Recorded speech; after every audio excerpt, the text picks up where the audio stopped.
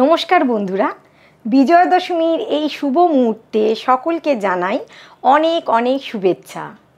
কামনা করি মা দুর্গার আশীর্বাদে সবার জীবন আনন্দে ভরে উঠুক।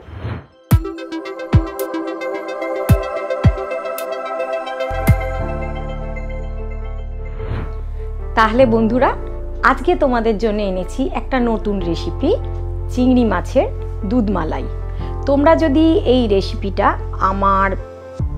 আমি যেভাবে বানিয়েছি সেভাবে করতে চাও তাহলে সেটা খুবই খেতে ভালো হয়। আর এটা তুমি লুচি, রুটি, পরোটার যে কোনোর সাথে খেতে পারো। আর সকলের নাম পাবে যদি এরমভাবে নাদুই নেদে করো। আর তার জন্য অবশ্যই তোমাদেরকে মহুয়ার সংসার ইউটিউব চ্যানেলটা সাবস্ক্রাইব করতে হবে আর বেল আইকনটা প্রেস করতে হবে। তাহলে চলো দেখে নিই কীভাবে আমি এই দুধ মালাই রেসিপিটা, চিংড়ি মাছের দুধ মালাই রেসিপিটা বানাচ্ছি। আমার এখানে চিংড়ি মাছ নিয়ে নিয়েছি। এই রেসিপিটা হচ্ছে চিংড়ি মাছের দুধ মালাই। চিংড়ি মাছের দুধ মালাই করতে লাগছে চিংড়ি মাছ, টমেটো বাটা, নুন, পোস্ত বাটা, গুঁড়ো দুধ, রসুন বাটা, আদা বাটা, গুঁড়ো লঙ্কা, গুঁড়ো চিনি, পেঁয়াজ কুচনো, গুঁড়ো লঙ্কা। প্রথমে সর্ষের তেলটা দিয়ে দিলাম চিংড়ি মাছগুলো ভাজবো বলে।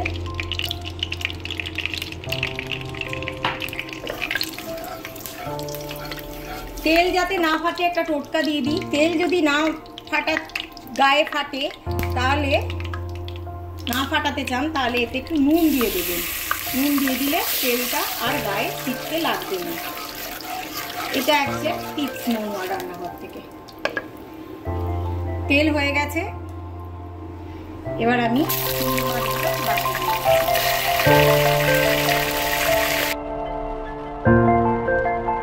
চিংড়ি মাছগুলোকে এরকম হালকা করে ভেজে রেখেছি। বেশি ভাজবেন না, তাহলে রাবারের মতন টান টান হয়ে যাবে। এবার আমি কড়াতে যে তেলটা বেঁচেছিল সেই তেলেতেই দিয়ে দিচ্ছি পেঁয়াজ। পেঁয়াজটা একটু ভাজা ভাজা হবে যখন, একটু সামান্য নুন দিয়ে দেবো। আমি এখানে পিঙ্ক সল্ট ইউজ করছি।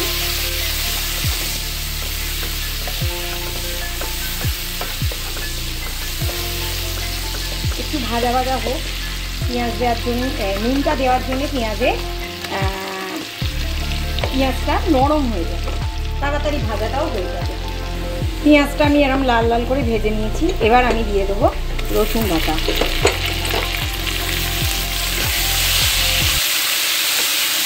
এখানে পেঁয়াজ বাটার পরিমাণ খুব কম হবে।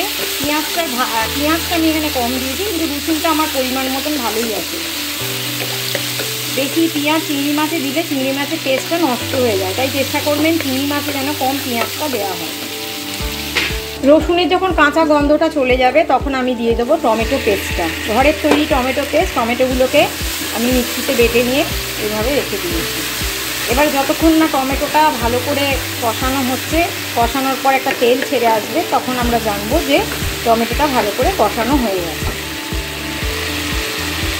এবার সেই জায়গাতেই আমি একটু হলুদ দিয়ে দিতে পারি, একটু গুঁড়ো লঙ্কা দিই ভালোর জন্য।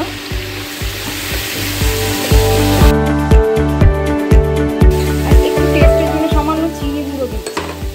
যারা চিনি পছন্দ করেন না তারা টেস্ট স্কিপ করবেন, কিন্তু চিংড়ি মাছের এই রেসিপিটা কিন্তু মিষ্টি মিষ্টি হয়। যারা চিনি পছন্দ করেন না তারা কিন্তু স্কিপ করবেন। এবার আমি দিয়ে দিচ্ছি পোস্ত বাটাটা।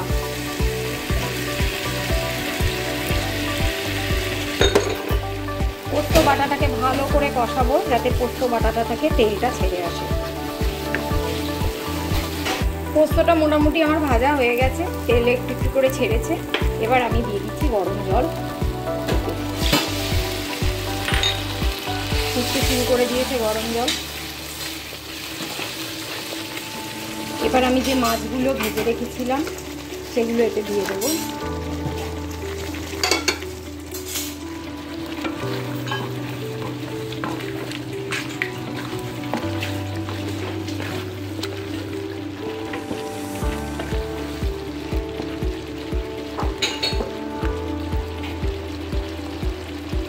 ভালো পরিমাণই একটু গুঁড়ো দুধ রেখেছি। এই রেসিপিটা করতে কিন্তু গুঁড়ো দুধই লাগবে, এমনি লিকুইড দুধে হলে হবে না, কারণ গুঁড়ো দুধের একটা যে টেস্ট আছে এই রেসিপিটাকে আরও বাড়িয়ে দেবে টেস্টটা।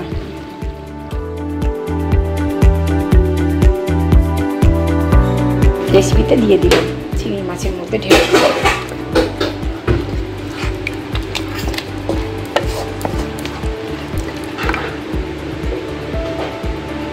এবার আমি চিংড়ি মাছটাকে এইভাবে ফুটতে দিচ্ছি আর কম আঁচ করে চাপা দিয়ে রাখছি যতক্ষণ না চিংড়ি মাছগুলো সেদ্ধ হয়। রেডি হয়ে গেল আমার মালাই চিংড়ি।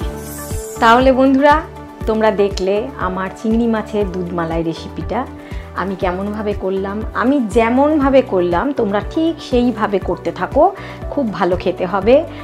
আর অবশ্যই আমার মহুয়া সংসার ইউটিউব চ্যানেলটাকে সাবস্ক্রাইব করে দিও, যাতে আমি আরও নতুন নতুন রেসিপি তোমাদের কাছে নিয়ে আসতে পারি।